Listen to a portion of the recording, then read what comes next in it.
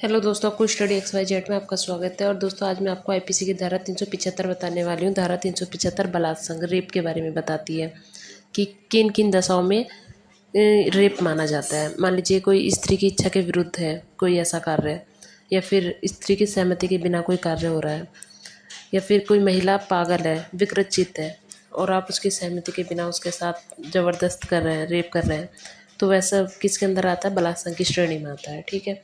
अब 18 वर्ष से कम उम्र की कोई महिला है, ठीक है, और उसकी सहमति नहीं है, उसकी सहमति होने पर भी वो क्या माना जाएगा? बलात्संग माना जाएगा। यदि महिला की आयु क्या है? 18 वर्ष से कम है दोस्तों। ठीक है। और यदि किसी की पत्नी है और उसकी एज जो है 15 वर्ष से कम है, तो उसकी इच्छा हो भी या ना भी हो, उसे भी किस श्रेणी में माना जाएगा? बलात्संग की श्रेणी में माना जाएगा। ठीक है। तो यही अगर मान लीजिए धारा 75 वाला कोई भी केस कुछ दशाओं में होता है, मान लीजिए किसी पुलिस थाने में हो रहा है किसी महिला के साथ कोई भी काम गलत, या फिर पुलिस की निगरानी में होता है, या कोई जो लोक सेवक है, सरकारी सेवक जो होते हैं, उनकी अभिरक्षा में बलात्संग हो रहा है, अस्पताल के अंदर बलात्संग हो रहा है, किसी रिश्तेदारों के द्वारा महिला का बलात्संग हो रहा है, ठीक है, या महिला की सहमति के बिना उसके साथ गलत हो रहा है, तो ये सब किसके अंदर आता है? बलात्संग की श्रेणी में आता है, रेप की श्रेणी में आता है दोस्तों। ठीक है। तो इसके लिए जो सज़ा है, 2018 से पहले क्या था कि इसके लिए सज़ा 7 वर्ष की हुआ करती थी, लेकिन 2018 के बाद जो है सज़ा हो गई है 10 वर्ष। ठीक है।